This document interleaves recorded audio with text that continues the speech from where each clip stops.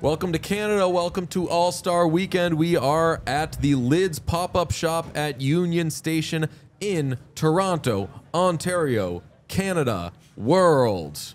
That's right. Thank you to our friends at Lids for giving us the space, and Violent Gentlemen. Nice little pop-up shop, a little dual Lids, Violent Gentlemen, and then Sherwood as well. There's some Sherwood stuff that, oh boy, Chaboy gonna go broke. I want it all. It's Oxford all pennant as well.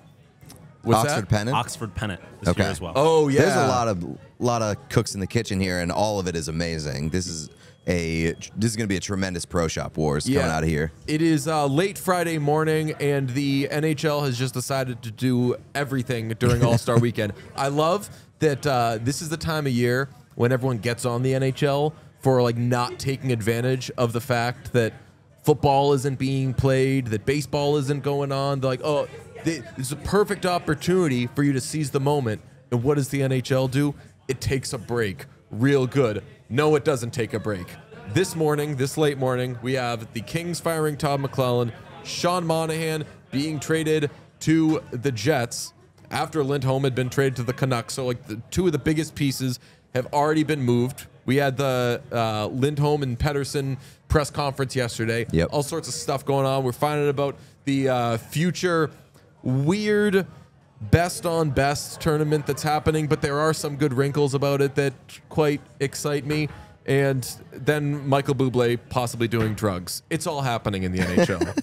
It has been we've been in Toronto for a little over a day, and we have not stopped running around, not stopped kind of trying to wrap our heads around everything that's happening. And just when I feel like we're kind of getting our bearings, there's like another bomb thrown at us. So I don't know where you want to start. McLellan. McLellan, you want to start McLellan? All right. Well, this is not entirely shocking. I think that we watched the Kings last game together, and I said afterwards, I was like, I think they got to fire him. Yeah, we've been like, I was gonna say, like, I think like we've kind of greased the skids on this move for like a half a week now, Yeah, at least. And look, like, not to say that Todd McLellan's a guy that you hire to fire, but like Todd McLellan is like a good mercenary coach. He's going to be there for, I don't know, 3-4 years. I think he ended up actually being in LA a little longer than that. But like, he is a routinely tenured coach who probably isn't going to take you to the promised land. He's a good coach. He's going to get another job after this.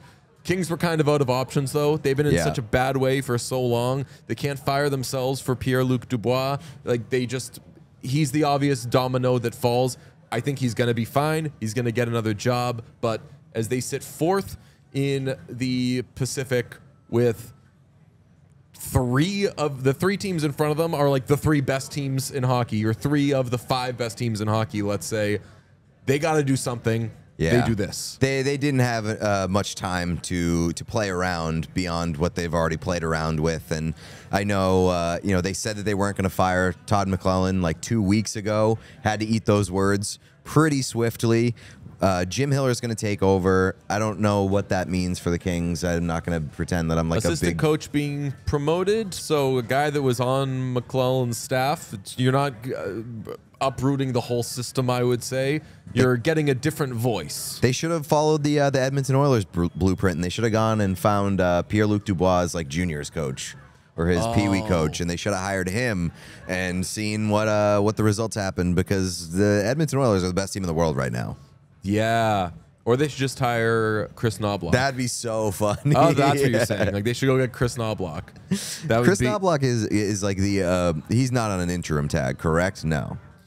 I don't know. No way. No head way. Coach. Yeah. Interim is typically the guy that's on your bench promoted. That you say, yeah, do that for a little bit. But so that's huge. I don't know that the Kings. No, the Kings could be saved. We were talking about like last week. I was saying that like, they're the team that makes a run. And you're like, how did we ever give up on these guys? Their roster was just too, like, it was too obvious they'd end up being good. Yeah, I'm definitely not giving up on the Kings. Like I think they're fucked, but I don't think they're done, if that makes sense. I don't think they're fucked either. Like, I think that their talent is for sure there. They haven't fallen so far out of it that you're like, oh, they're screwed. Like, they're going to be a wild card team, though. Sure, but like they're good enough on paper and as a team and talent wise that like they can contend with a a top-seeded team as a wild card team. So, like, they're a wild card team that is punching above its weight class. And the two teams that are going to be the top seeds, which are probably going to be the Canucks and the Jets, both of those teams are upsettable. Because they're both kind of playing with house money right now. Like if happy to be there. If Vancouver got LA, I would feel very okay taking LA. I think right, because going into the season, you could have seen Vancouver, LA in the first round, and what would you have said? Oh hell yeah, the Canucks made the playoffs. Good for them. They're a wild card team, and they're playing against the top seeded Kings. So that bears watching. All the forwards that we thought were going to gum up this trade market, it's all going to be drag. Who's going to? Nope, everyone's getting them now. Yeah, I mean, Sean Monahan going to the Winnipeg Jets for a first-round pick and a conditional fourth, I believe.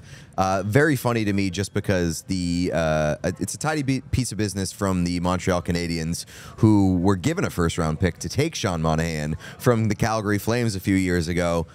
Got a first-round pick for that. Now you get another first-round pick for trading that guy away when, like, he probably didn't fit into their plans ever. Thoughts and prayers to all of the LMAO Canadians aren't getting a first-round pick for Sean Monahan people. Right, yeah. Well, I mean, like, I think that they were definitely helped out by Vancouver Lindholm. Canucks. You're right. I said that when the Lindholm trade came down. I was like, oh, man, Montreal and the Anaheim Ducks must be thrilled right now. The Anaheim Ducks must be so thrilled right now because they saw what the Canucks got for Lindholm. They saw what the Canadians got for Monahan, and now they have, like, the remaining prize at center with Adam Henrique.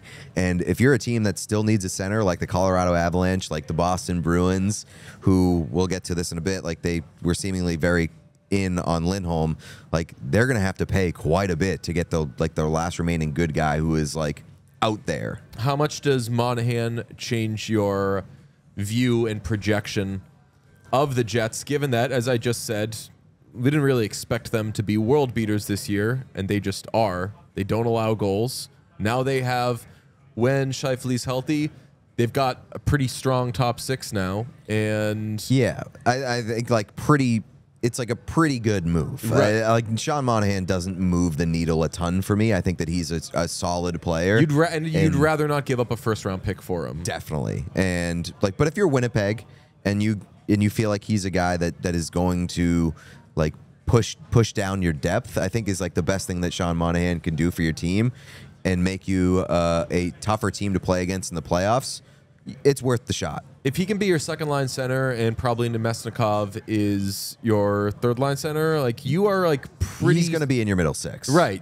I'd say, like, you're pretty... For a team that its hallmark is its goaltending, being pretty strong up front can go a long way. I take him more seriously. I wouldn't give up a first-round pick for Sean Monahan, probably, unless if I were last year's Bruins team, which like felt it was loaded and was just, like, really selling out and saying, like, let's just make sure we win a cup. Obviously, hilarious. But those teams, I'm cool with giving up a first-round pick for a Sean Monahan type. Well, I always say I feel like the most important ingredient in a Stanley Cup, a true Stanley Cup contender, is a really strong third line center. And, yeah, third line in general, but, like, it has to start with a third-line center. And so now the Jets are in a position where their third-line center is going to be much better than before, and I think that is worth the cost of a first-round pick for them. On the Lindholm thing, Elliot Friedman says an unnamed team was close on Lindholm, but only with an extension to be done. As you guys were reading the tweet, I blurted out, well, that was the Bruins, because that's what the Bruins did with Hampus Lindholm.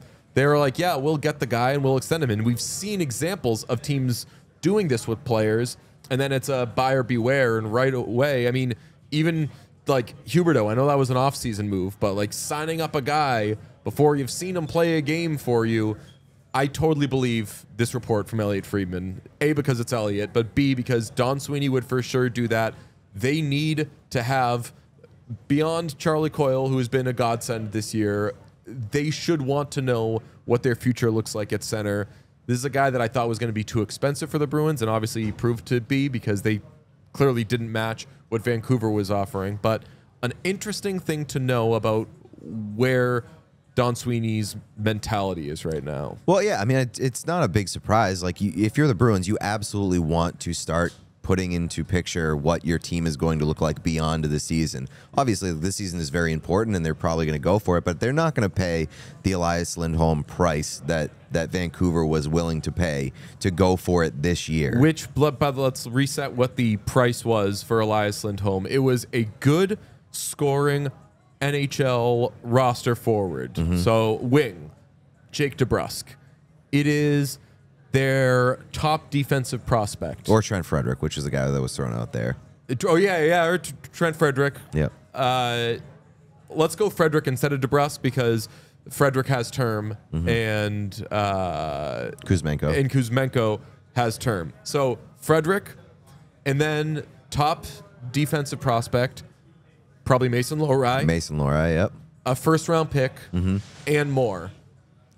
Are you giving up not for a rental? Lohrei, No. Frederick, a first-round pick? Like, I don't think that's the worst deal in the world, but I wouldn't do that. And if that's what it would have taken for the Bruins to do it, they can't. Right. I agree with them not doing it. They don't draft well when it's not a rental. Like if they had got the extension, I would have been like, okay, maybe I can swallow that a little bit more. But I don't blame them for not doing it without the extension in place. But yeah, like for a team like Vancouver, I'm gonna cut you off. Even if they did have an extension in place, they Still don't draft well enough to give up not just a first-round pick, but like the only two good guys that you have drafted. Not the only two good guys, but like my bigger issue, like I'm cool with Don Sweeney being like, fuck them picks, but like you need to have young guys at some point. And Frederick, while he's pricing himself into a pretty nice next contract,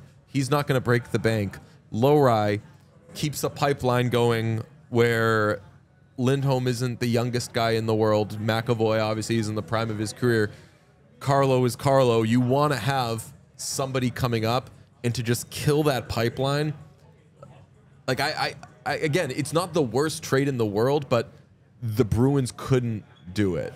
Yeah, but I think the bigger nugget to come out of this is that like the extension is seemingly not close, like, you know, with Vancouver, because if it was close with potentially like with the Bruins being like, we will do this if we can come to an extension, like if they're not talking extension right now, we're talking about Vancouver paying that price and taking a real big risk on him entering the free agency pool this summer, which would be very interesting. That would be, I'm going to cross sports, that would honestly be the Brewers trading Matt Laporta for CC Sabathia, which is like top prospect, really high pick, which Laporta didn't end up being great, I don't think. But like, shit, we'll get the guy and we'll just see what happens. And it's like, all right, cool. Well, he's a Yankee now. I did talk to a prospect guy that I trust yesterday about Hunter Brusevich, and he was like... Brusevich? I think you made him Russian. He's probably American. I'm going to screw that up every time. Yeah. Brusevich was not as high on him as a lot of other people were kind of like floating his name out there right after the deal. Can I tell you why? Why? If he's a prospect guy, he's a draft guy. This guy was a third-round pick. Yeah, like if you're a draft guy, prospect guy, you've been following the trajectory more than a lot of other people. So you're maybe playing old tape in your head.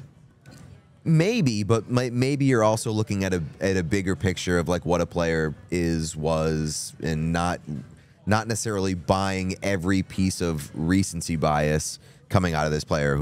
I think that's kind of what he said. He's like, he's been playing really well recently, but not as high on him as like some of the comparisons that have been made. All right, let's grab ass because we haven't slept or done anything. Wait, one more thing that we need to hit on before the tournament thing. We're going to. Okay, yeah, cool. It would be funny if it was just like, no. We've seen all the All-Star shit so far. The fantasy draft, which was fun. I think like the star of it was Michael Bublé. Hilarious. Talk about for kind of sure, being on the drugs. Star of it. Will Arnett and Michael Bublé together was the best press conference I've ever witnessed. They were both so funny in extremely different ways. Bieber and Tate McRae, they were scheduled to meet with the media. I was always an anti-judge somebody because they didn't give the media attention. Who cares? Would have been sick, though, if they followed up that amazing press conference with like two of the biggest stars in music cooking, but Bieber was just kind of vibing out last night, man. He was like, I don't need to be here, so I'm just gonna kind of hang and let Austin and the boys do their thing. I thought that was super lame. Like I really do. I thought that was super lame. Like this has kind of been labeled as like Bieber's All-Star game. You got like Drew House jerseys. You got it in Toronto. Like he's had his fingerprints. Him and Kevin Hayes have had their fingerprints all over this All-Star game. And to show up at like his hometown arena, Drew jerseys out there, and have as much like minimal involvement as you possibly can while being there seemed a little lame. Like it felt like he's too cool for this party kind of vibe, which he is. But if you're gonna sign up for it, invest. I'll give you that. And I'm not saying this because it was the only woman there. I loved that Tate McRae was the darling of this thing. Like a modern, like I think that Michael young... Bublé was the darling of this thing. No, like the event. I think like everybody there was like, yo, this is so cool. Tate McRae's here. And I think that maybe with the Bublé thing, maybe it's because like he's older, something is just like not as like fresh on the scene. I think like the biggest buzz out there, like among players, among the whole thing was like, yo, they got Tate McRae. This is wild. It did feel wild that like both Justin Bieber and Tate McRae were like in the building, gonna be mixing it up with like the NHL's best. Like, I felt like somehow that was going underappreciated. I was like, both Justin Bieber and like, fucking Tate McRae are here. Bona fide superstars. Michael Bublé is just like, yo, I'll cook everybody. If you need me, you know where to find me. Like if Bieber had played the game yesterday, it would have been like a really unbelievable thing for the NHL, where it's like you have two legitimate superstars yucking it up and like being on their game, and then like you're the third most famous person and the captain is Michael Bublé, who is like a superstar in his own right, and he was out there just being like a goofy ass grab ass dude. That is a really good look for the league. Michael Bublé is modern Santa Claus. What? You had like, he's like the Christmas guy. Okay, like, yeah. like you had Santa Claus at your event, and people could honestly be like, yo, how cool is it? They got like those two elves there. And it's like, yo, Santa Claus is right there. That shows how stacked it was. So I like that. I'm going to give Bieber a little more credit. He was just on full-time Leafs fan duty. I loved when they picked Nylander. I don't know if you saw. He was like doing that. He was like, say his name. Like the whole like, get him, send that pick in. I love that shit. And maybe he just didn't want to take all the spotlight for himself. Maybe he was like, you know what? Austin Matthews got a big personality. Morgan Riley, let's let these guys shine. But he didn't even like stand up. He like was sitting down. Is Justin Bieber hurt? Maybe. Is he hiding an injury? Connor Bedard's hurt, and he's still here, and he's doing. By the way, doing media stuff. Credit to me. Yeah, I will. I was pushing. It was back, always Bedard. I was pushing back so hard on the idea that Bedard would be here, and he's here. Like I thought it was going to be absolutely 100%. He's not going to be here. And here's how shocked. I knew.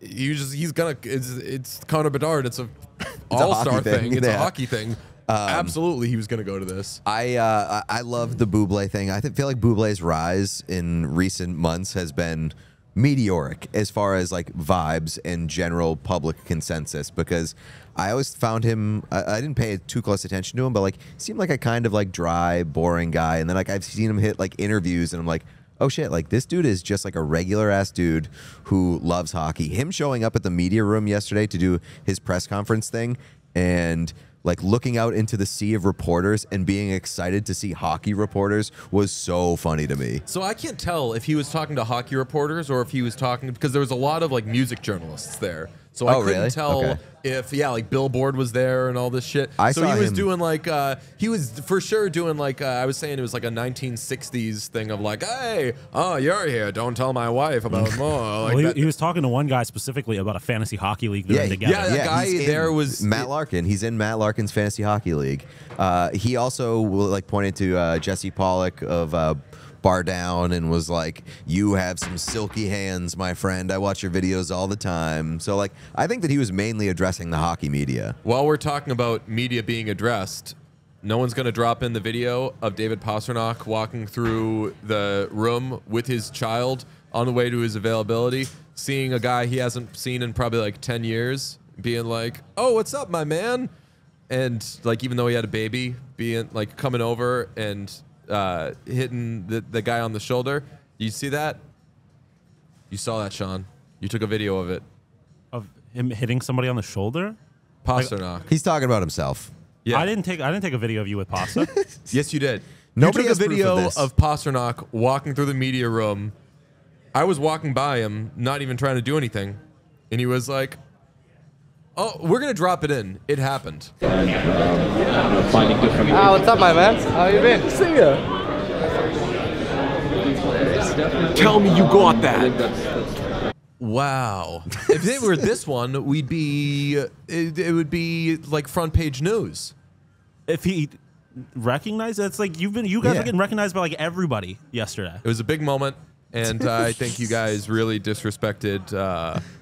You're minimalizing my existence. No, I believe you. I just don't remember it. We could talk about all of your interactions with Jeremy Swayman. Yeah. Like I remember all That of is those. true. Keep running into Jeremy Swayman. We which is a do very keep funny running into development. Jeremy Swayman. He was on our flight. So was Zdeno Chara. Zdeno Chara was on our flight. I still don't know what Char is doing here. Yeah, I haven't seen him since. Everyone I've talked to about it, I've been like, "Oh yeah," and Char was. They're like, "Why?" No idea. Completely unrelated, but I did want to bring this up. Going back to the Pierre-Luc Dubois thing, after extensive research, I found his juniors coach from the Q. He's a real estate agent now. Okay. So So he's not currently under he's not contract with the currently team. coaching That's anybody. right. He's And available. He hasn't for a couple of years. I just found it fascinating that he is. And real if he's a estate real agent estate now. agent, he can find himself a new place in Los Angeles. True. So Yes. there you go. Uh, My final-ish thoughts on the All-Star Draft night. I don't like that they had them out there like on the ice on skates and made it like a more formal event. You got to do that on like a soundstage or like Nathan McKinnon was saying. Oh, I didn't know we were doing this at the They rink. ruled out the possibility of guys being buzzed. Not Yes. that like they couldn't have been kind of buzzed there, but nothing was sloppy. They weren't front and center enough. A lot of it was more on the brain trusts of each team, which weren't super interesting. Yeah, I really. mean, like I feel like Will Arnett and Bublé did a lot of carrying. Oh yeah. Like especially in those, like Bieber didn't say anything the whole time. Yeah. Tate didn't have like a whole lot to add, but she was just up I there think being Tate a pop was star. like Tate McRae had the kind of thing of there's a video of the School of Rock cast like as adults playing one of the songs, and Miranda Cosgrove, is that her Yep. name, who was in that movie, just kind of hangs in the back because she had like a smallish role in that movie and didn't sing in the movie, but she became the Yeah. biggest star other than Jack Black of the people in that movie. And I thought it was very cool that she like respectfully was like, look, like I'm not the star of this thing. Tate, I thought, kind of came with a like, this can very easily be about me because I'm the most famous person here right now, but like I want you guys to do. You made a face, Bieber. Sorry, Yeah, she's not. I would. Yeah. right. Yes. Yeah. But like I guess like the like the person with the most buzz right now. Yeah. No, Yeah. I got what you were saying, but yeah. The best current Q She's scorer. on the rise. well, and yes. also she's like the different one. Like it's three like men, and she's like clearly like a pop star. She's like a female pop star. It's Yeah. a very different like energy approach that she brought. I don't know if we were supposed to talk about it here, but we had a thing that we were making with Frank Vetrano that ended up becoming the most meta thing in the world, because the idea was based on Frank Vetrano having not been drafted to the NHL. We were going to make one of those like draft packages that they show leading up to the draft of Frank Vetrano, and can this finally be when he gets drafted? And the joke was that we were going to play it as though we didn't understand that there isn't a question of if, because there is exactly the number of players needed to fill out 4 teams, so everyone's getting drafted. And we are going to interview him and do this big thing, wrote this whole thing about, is he going to get drafted? And the whole video was Frank Vetrano being like, why are you making this video? It's automatically happening. And then, sincerely, unbeknownst to us, fucking Frank Vetrano didn't get drafted because they ended the draft with like envelopes. Yes. And so they did the thing where the last round of the draft, the 4 people that hadn't yet been picked, they gave them envelopes and then they like assigned teams to them, which I assume is a method in which they can prevent a player from getting embarrassed by being the last pick in the draft, a la Phil Kessel. But nobody wants that. Nobody wants that, first of all, because like that was a memorable thing, having the last player drafted. Just give them a prize for being the last player drafted like they did before. That was the most memorable thing about that draft. Everybody loved it.